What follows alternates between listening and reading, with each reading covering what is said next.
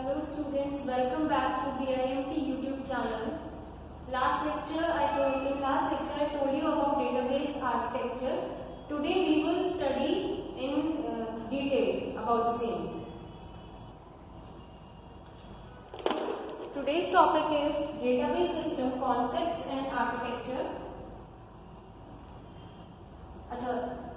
In today's lecture, these 6 topics we are going to cover. The first topic being data models, second topic is tree schema architecture and data independence, third topic is database languages and interfaces, fourth topic is the database system environment, fifth topic is DBMS architectures, sixth topic is about classification of DBMS. Let's start with data model. Data model के बारे में अभी मैं आपको explain करती हूँ. पहले एक बार मैं आपको डेफिनेशंस पढ़ के बता देती हूँ. उनका एक्सप्लेनेशन ट्रांसलेट में हिंदी में अभी आपको बताऊंगी hand to hand. Okay. Collection of concepts that describe the structure of a database. Data model में क्या फर्स्ट पॉइंट ये है कि वो कॉन्सेप्ट्स का कलेक्शन जो किसी भी डेटाबेस का स्ट्रक्चर डिस्क्राइब करते हैं. Number 2, the data model provides means to achieve data abstraction. In data abstraction क्या involve होता है? Suppression of details of data organization and storage, highlighting of the essential features for an improved understanding of data. मतलब data model क्या provide करता है? Data abstraction. ठीक है?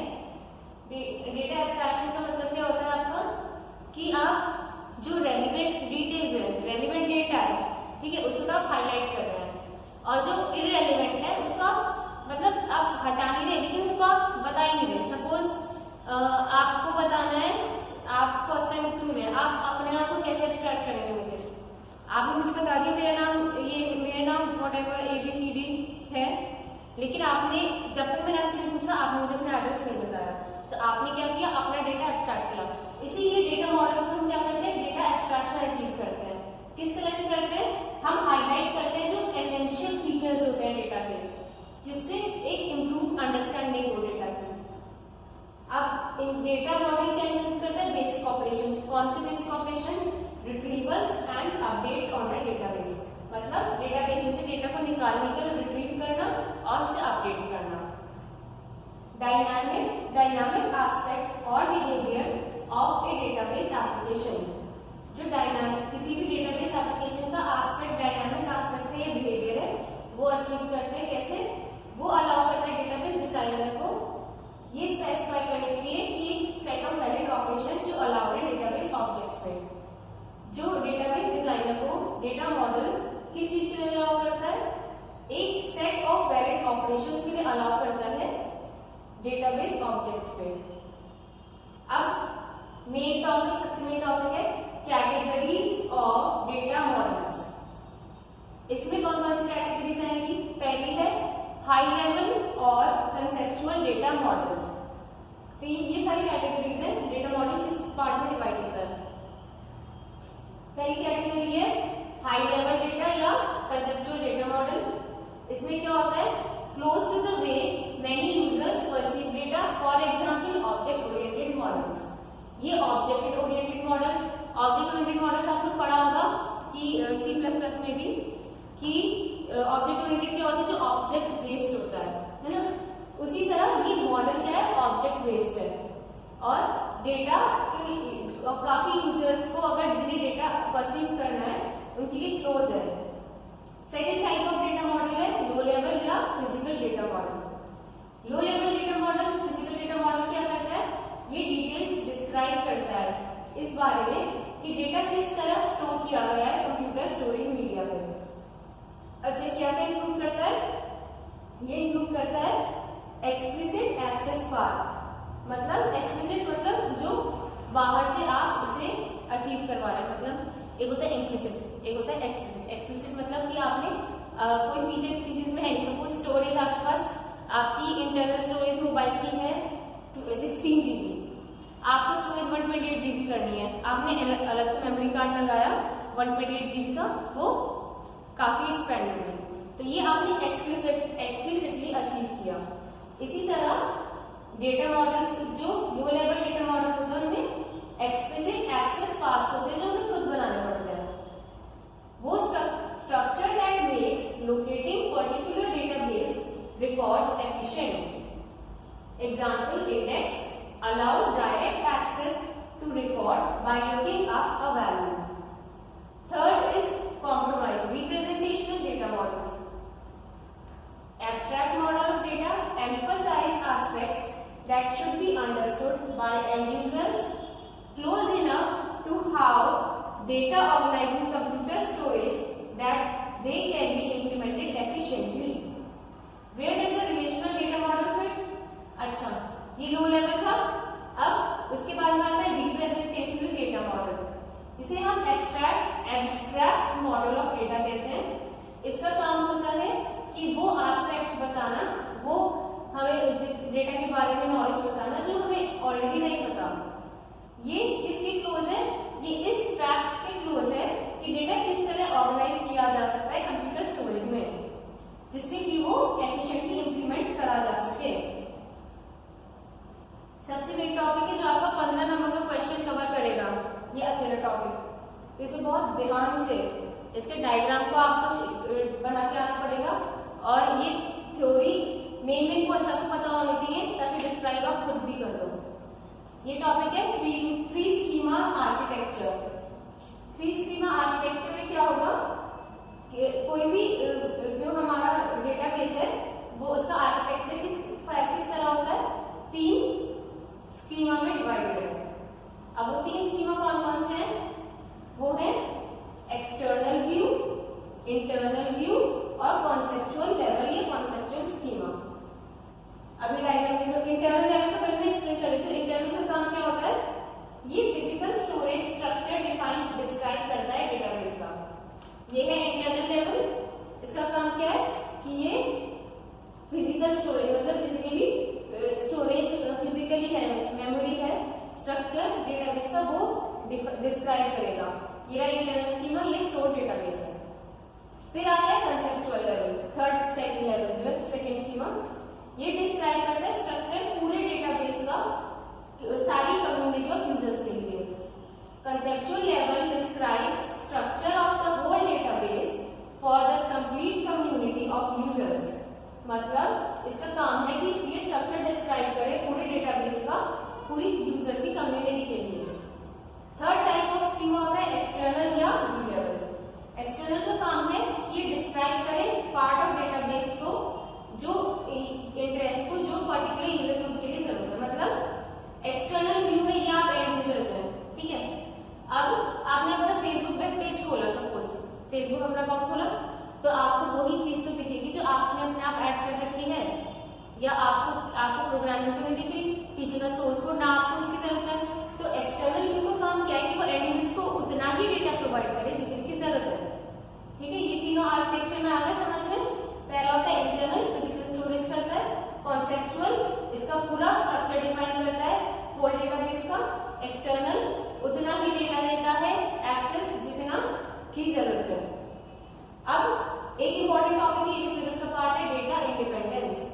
Data independence होती क्या है? Capacity to change the schema at one level of database system without having to change the schema at the next higher level. Change the mappings between schema. Conceptual schema reflects the enterprise, relatively stable, serves as universe of disclosure. Physical data independence achieved through conceptual internal mapping. Logical data independence achieved through external और conceptual mappings. Data independence क्या होता है? Data independence वो capacity कहलाती है किसी भी scheme की। आप एक स्कीमा को चेंज कर दो किसी भी डेटाबेस सिस्टम के में कि हायर लेवल के स्कीमा में, वो कैपेसिटी वो आपकी एबिलिटी, किस चीज की एबिलिटी कि एक स्कीमा को चेंज करना दूसरे हायर लेवल के स्कीमा में, वो कहलाती है डेटा इंडिपेंडेंस। अब इसका काम क्या होता है? ये मैपिंग्स जो है स्कीमास के बीच में चेंज करें। अच्छा, कंसेप्चुअल स्कीमा जो है वो एंटरप्राइज को दिखाता है, रिफ्लेक्ट करता है। जो फिजिकल, अब ये दो टाइप्स की होती है। पहली होती है फिजिकल डेटा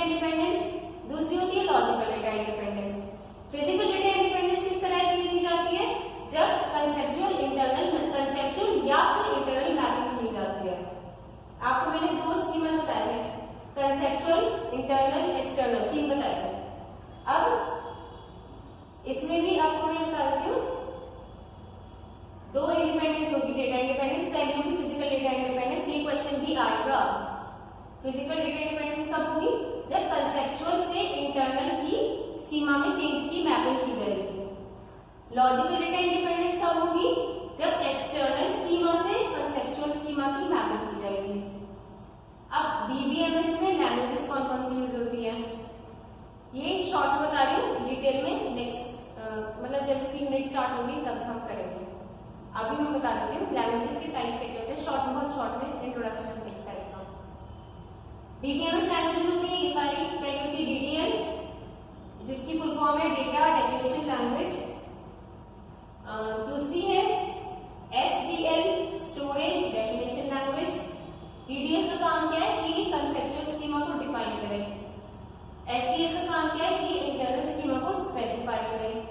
वीडीएल मतलब व्यू डेफिनेशन लैंग्वेज, ये इसका काम है कि यूजर व्यूज को या मैपिंग्स को डिफाइन करे, स्पेसिफाई करे।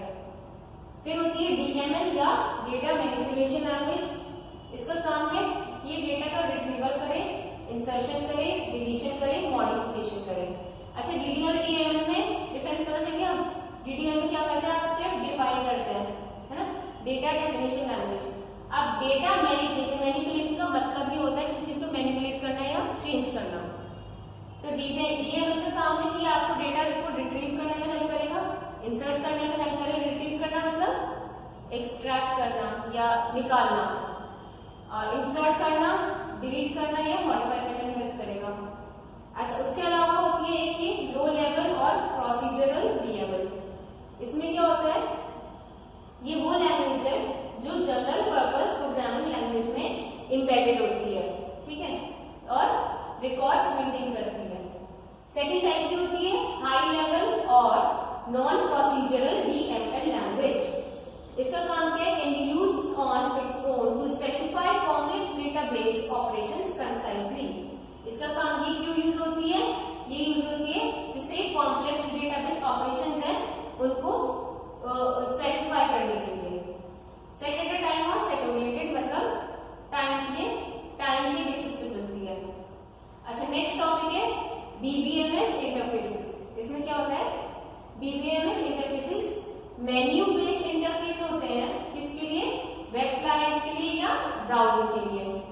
अच्छा, इसमें ये टाइप्स है, कौन कौन से होते हैं, फॉर्म बेस्ड इंटरफेस होते हैं, जीयूआई या graphical user interface, natural language interface, speech input and output, interface for parametric users, interface for the dBA. DBA who is the dBA, database administrator. DBA शायद मैंने आपको बताया नहीं, अभी मैं आपको बताना, जैसे जैसे मैं बोल रही हूँ वो आपको अभी कॉपी है, पेन है, लिखने लग जाइए। Who is a dBA? DBA आपको क्वेश्चन आ सकता है। डीबीए कहलाता है डेटाबेस एडमिनिस्ट्रेटर। डेटाबेस एडमिनिस्ट्रेटर का काम क्या होता है, डेटाबेस एडमिनिस्ट्रेटर का काम होता है कि वो आपको आपके डेटा के अंदर एक्सेस प्रोवाइड करें, लॉगिन प्रोवाइड करें, डेटा प्रोवाइड करें। सारा जो कंट्रोल होता है किसके हाथ में होता है, डीबीए के। सपोज आप फेसबुक यूज कर रहे हो, आपको लॉगिन होता है कैसे, आईडी पासवर्ड से, पासवर्ड गलत है तो शायद लॉगिन नहीं हो पाएगा। तो ये कौन चेक करता है कि पासवर्ड सही है या गलत है, ये पासवर्ड सही तो मैं लॉगिन करा दूं या किसी और के अकाउंट में लॉगिन न कराऊं, ये सब वेरिफिकेशन कौन करता है, ये काम होता है डेटाबेस एडमिनिस्ट्रेटर का या डीबीए का। ओके, तो अगर क्वेश्चन आ गया who is DBA, DBA is a database administrator who provides authentication and access to the data services और टू आवर डेटाबेस। ओके, अभी आप डेफिनेशन लिख के आ जाएंगे। अगर अब भी प्रॉब्लम है, कमेंट्स सेक्शन है आपके लिए ओपन रखा गया है, तो इसलिए नहीं रखा कि आप कुछ भी लिखें, सिर्फ अगर क्वेरीज है, क्वेश्चंस है, उन्हें कमेंट सेक्शन में आपको मेंशन करना है, उससे ज्यादा कुछ नहीं। ठीक है, आप ही की भलाई के लिए आपको पढ़ना है जेन्युइनली, तो आप वीडियो देखेंगे तमिल से, और क्वेरीज है आप मुझसे पुटअप कर सकते हैं जब चाहे तब। ओके, नेक्स्ट टॉपिक है बीबीएमएस कंपोनेंट मॉड्यूल। मॉड्यूल क्या होता है, मॉड्यूल होता है मतलब किसी भी चीज का पार्ट, मॉड्यूल मतलब किसी के छोटे छोटे सब पार्ट्स, है ना। अब बीबीएमएस कंपोनेंट के कौन कौन से मॉड्यूल होते हैं,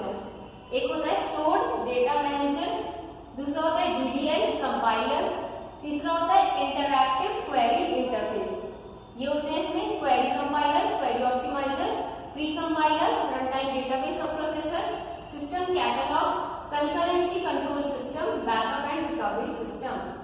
अच्छा, ये है component modules of DBMS and their interactions. ये डायग्राम है, आप सब बहुत ध्यान से देख लेना। इसमें क्या क्या होता है, देखो ये तो एक स्टोर डेटाबेस है, यहाँ सारा डेटाबेस रखा हुआ है, ठीक है। ये है स्टोर डेटा मैनेजर, जिसका काम है क्या कि इस डेटा में इनपुट भी करना और इसे आउटपुट भी लेना।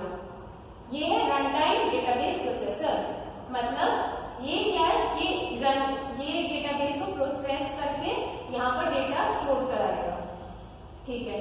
फिर ये यूजर्स है हमारे डीबीएस स्टाफ, मतलब डेटाबेस एडमिनिस्ट्रेटर जो है उसका स्टाफ है। ये कैजुअल यूजर्स हैं जो कि आप होंगे, एप्लीकेशन प्रोग्रामर है, पैरामेट्रिक यूजर है। अब डीबीएस स्टाफ क्या करेगा, डीडीएल स्टेटमेंट एंटर करेगा या और प्रिविलेज्ड कमांड से एंटर करेगा। अब डीडीएल स्टेटमेंट एंटर करके कहाँ जाएगी डीडीएल स्टेटमेंट, डीडीएल कंपाइलर में जाएगी। अब डीडीएल कंपाइलर से कहाँ जाएगा, सिस्टम कैटलॉग में या डेटा डिक्शनरी में। अब कैजुअल यूजर्स क्या करते हैं, कोई क्वेरी डालेंगे कि हमें ये चाहिए, ये डेटा चाहिए, ये इन्फॉर्मेशन चाहिए। इंटरैक्टिव क्वेरी कहाँ जाएगी, क्वेरी कंपाइलर में। क्वेरी कंपाइलर कहाँ जाएगा, क्वेरी ऑप्टिमाइजर में। क्वेरी ऑप्टिमाइजर कहाँ जाएगा, रन टाइम डेटाबेस प्रोसेसर में। एप्लीकेशन प्रोग्रामर का काम क्या है, एप्लीकेशन प्रोग्राम्स बनाना, उसे प्री कंपाइलर में डालना, डीएमएल से कंपाइल करना, और उसके बाद में कंपाइल ट्रांजैक्शन कहाँ जाएगी, रन टाइम डेटाबेस प्रोसेसर में। जो स्टोर डेटा मैनेजर है उसका काम क्या है, अभी मैंने बता दिया था, इनपुट लेना डेटाबेस से और आउटपुट देना। तो ये जो है इसको मैंने आज सिर्फ बहुत छोटा सा बताया है, इसको डिटेल्स में मैं कल एक्सप्लेन करूंगी। मैं आपको सजेस्ट करूंगी आप प्लीज एक हैंड टू हैंड एक कॉपी और एक पेन लेके बैठा करिए, ताकि जो भी मैं बोल रही हूँ, जो भी मैं हेडिंग्स दे रही हूँ उसके बारे में थोड़ी डिस्क्राइब करिए, वो आप हैंड टू हैंड लिखते रहें, ठीक है। आज समझे?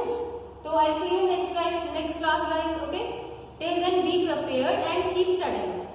Okay, thank you so much.